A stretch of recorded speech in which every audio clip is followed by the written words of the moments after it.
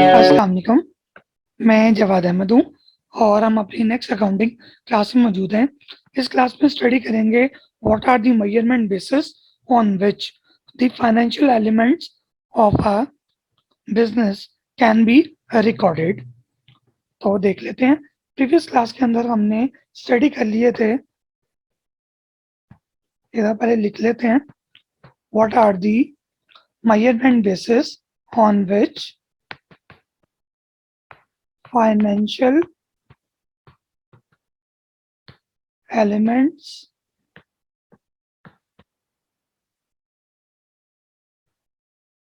of financial statements are recorded। Previous class के अंदर हम देख चुके हैं कि फाइनेंशियल एलिमेंट्स क्या होते हैं। दोबारा लिख लेता हूँ। Assets, liabilities, income, expenses and equity. इन पांचों चीजों को इस वैल्यू पे रिकॉर्ड करें। वो वैल्यू जो है हम इस क्लास में देखेंगे कि वो क्या वैल्यू है जिसके ऊपर इनको रिकॉर्ड किया जाएगा। तो चलें स्टार्ट करते हैं। तो अपनी वीडियो को स्टार्ट करने से पहले अगर आपने अब तक मेरे चैनल को सब्सक्राइब नहीं किया तो काइंडली मेरे चैनल को सब्सक्राइब कर दें ताकि आपको नेक्स्ट आने वाली वीडियोस टाइम पे मिलती रहें। चलें अपनी क्लास का स्टार्ट करते हैं। तो स्टार्ट करते हैं। हमारा सबसे पहले हमारे हैं मेजरमेंट बेसिस जो हमारी हैं वो टोटल है 4। Measurement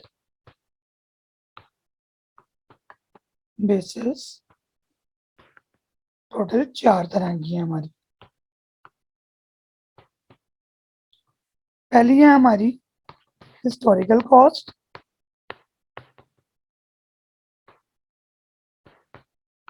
second one is fair market value, fair value का दूसरा नाम मार्केट वैल्यू है।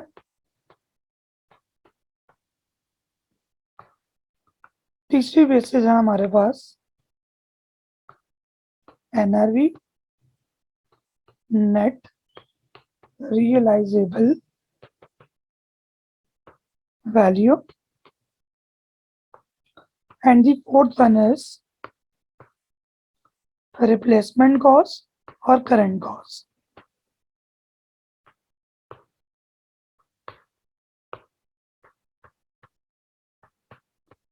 चलिए इनको हम एक एक करके स्टडी करते हैं।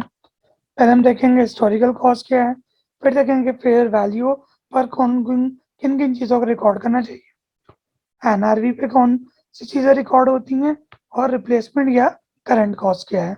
चलिए अपनी क्लास का स्टार्ट करते हैं। सबसे पहले हमारी हिस्टोरिकल कॉस्ट। हिस्टोरिकल कॉस्ट के अंदर क्या होता है, हिस्टोरिकल कॉस्ट कहते हैं वो कॉस्ट या वो खर्चा जो आपने माजी में पे किया है किसी चीज को खरीदने के लिए। The value that has been paid or incurred in past for the purchase of an business element। वो एलिमेंट आपको होता है पांचों में से कोई भी हो सकता है। तो किसी भी बिजनेस एलिमेंट यानी एसेट, लाइबिलिटी, इनकम या एक्सपेंस को पे करने के लिए या वो खर्चा करने के लिए जो भी आपको वैल्यू देनी पड़ी, वो वैल्यू जो है वो हिस्टोरिकल कॉस्ट कहलाती है। तो ये असल में क्या होती है, एक संक कॉस्ट होती है, यानी ऐसी कॉस्ट होती है जो माजी में लग चुकी होती है, रिलेट्स टू पास। अब इसकी डेफिनेशन हमारे स्टैंडर्ड्स के अंदर क्या मौजूद है वो लिख लेते हैं। Assets are recorded at the amount of cash और कैश इक्विवेलेंट्स,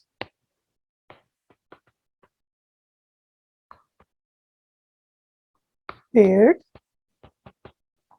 और fair value of consideration given. Consideration का मतलब होता है benefit. At the time of acquisition of it. क्या जी? वो कहता है कि एसेट्स आर रिकॉर्डेड, एसेट को आपने अपनी फाइनेंशियल स्टेटमेंट्स के अंदर या बुक के अंदर उस अमाउंट पर बुक करना है जो कि आपने कैश दिया या कैश के बराबर चीज the at the time of acquisition of asset, asset को खरीदते वक्त, या अगर आपने कैश या कैश के बराबर चीज नहीं दी तो फिर फेयर मार्केट वैल्यू। फिर मार्केट वैल्यू देखो उस बेनिफिट की जो बेनिफिट आपको छोड़ना पड़ा या देना पड़ा उस एसेट को खरीदने के लिए। तो सिंपल इज दैट कि ये उस वैल्यू का नाम है जो वैल्यू हमें देनी पड़ी किसी भी एसेट को या बिजनेस एलिमेंट को परचेज करते वक्त। तो सबसे पहला तरीका क्या है? एसेट को उनकी हिस्टोरिकल वैल्यू जितने पर ने खरीदा था उस पर रिकॉर्ड कर लिया जाए। अब सेकंड हमारे पास जो तरीका है या बेस है, सेकंड हमारी बेस है फेयर वैल्यू। फेयर वैल्यू का दूसरा नाम है market value.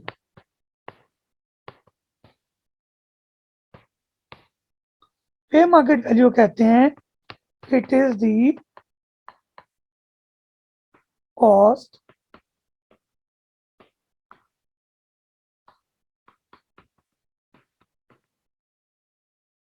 it is the existing cost or purchase price of an item that need to be paid if any item is purchased right now। Fair market value से मुराद वो cost है, वो purchase price है जो आपको इसी वक्त देनी पड़ेगी अगर ऐसे ही एसेट आपने बाजार से लेकर आना है। फॉर एग्जाम्पल, आपके पास एक गाड़ी है जो कि 13 लाख की गाड़ी है। तो अगर मैं इस गाड़ी ए को की जगह सेम गाड़ी ए मार्केट से खरीदना चाहूँ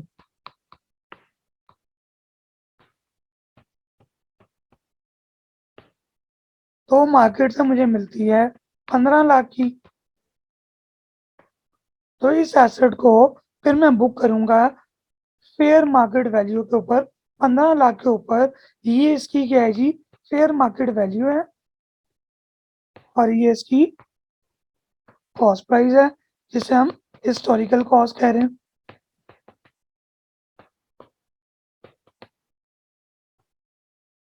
यूजुअली जितनी marketable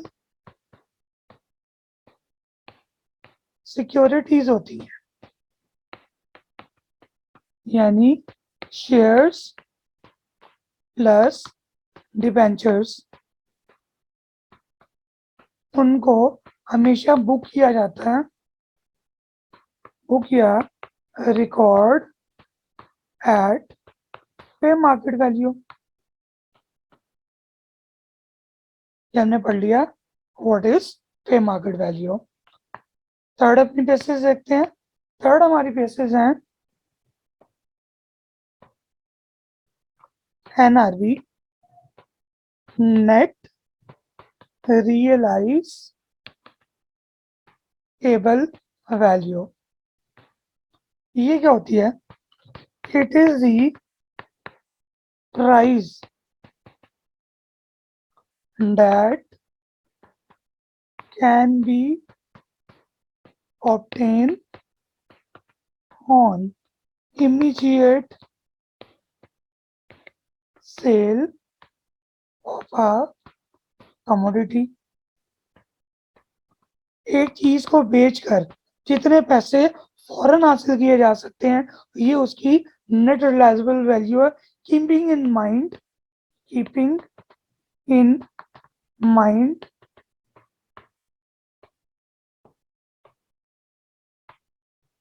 market competition, technology,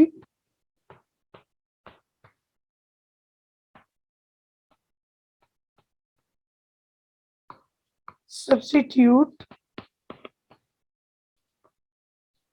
availability and other factors that can take part in this। तो यूजुअली जो हमारी इन्वेंट्री आइटम्स होती हैं, जो हमारी इन्वेंट्री आइटम्स होती हैं, यानी आइटम्स परचेज फॉर सेल, वो चीज है जो एक बिजनेस बेचने के लिए ही खरीदता है।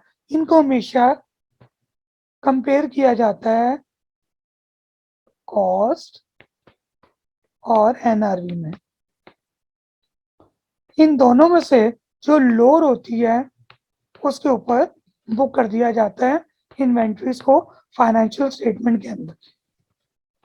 अभी एनआरवी कैसे निकलती है? NRV is equal to estimated selling price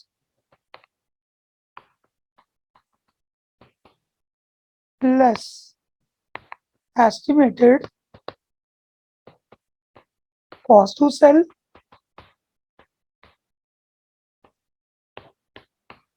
estimated repair cost।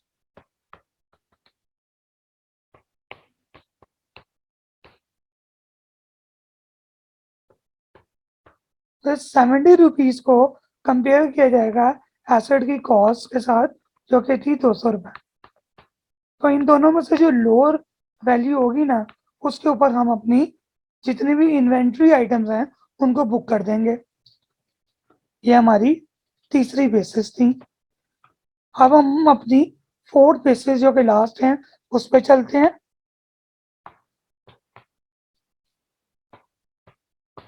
Fourth basis है रिप्लेसमेंट कॉस्ट। रिप्लेसमेंट कॉस्ट जिसका दूसरा नाम होता है करंट कॉस्ट। जितनी भी लाइबिलिटीज होती हैं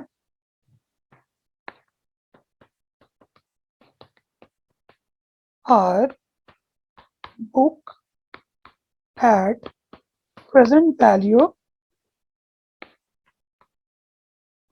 यानी क्या मतलब? It is the cost that need to be paid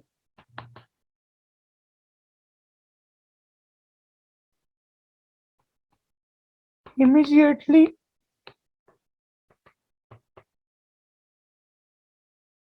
to the vendors। तो टोटल हमने 4 तरह के अपनी बेसिस को स्टडी किया। ये फाइनेंशियल एलिमेंट्स जो कि थे assets, liabilities, income, expenses and equity, इनको फाइनेंशियल स्टेटमेंट के अंदर किस वैल्यू के ऊपर रिकॉर्ड किया जाएगा। तो 4 तरह की वैल्यूज हो सकती है। हिस्टोरिकल कॉस्ट, वो कॉस्ट जिसके ऊपर उस एसेट को खरीदा गया था इन दी पास्ट, उस पर रिकॉर्ड कर लें। फिर मार्केट वैल्यू, वो वैल्यू जिसके ऊपर एसेट आज बाजार में मिलता है उस पर रिकॉर्ड कर लिया जाए। तीसरा एनआरवी, वो कॉस्ट जिसके ऊपर एसेट आज मार्केट के अंदर बिक सकता है, keeping in mind the competitors, market competition, advancement in the technology and the relative substitutes available in the market at the current stage. And the fourth one is the replacement cost और current cost. ये वो cost होती है, ये वो present value होती है जिसके ऊपर आज हम अपने एसेट को तब्दील कर सकते हैं एक मार्केट के नए एसेट के साथ, या ये वो कॉस्ट होती है जो हमें इमीडिएटली अपने वेंडर को पेमेंट करना पड़ सकती है अगर वो हमसे पेमेंट मांग ले। सो ये हमारी क्लास थी। अगर आपको क्लास पसंद आई हो तो इस चैनल को सब्सक्राइब करें ताकि नेक्स्ट आने वाली वीडियो आपको टाइम पे मिलती रहे। So let's meet in the next class. Thank you for your time.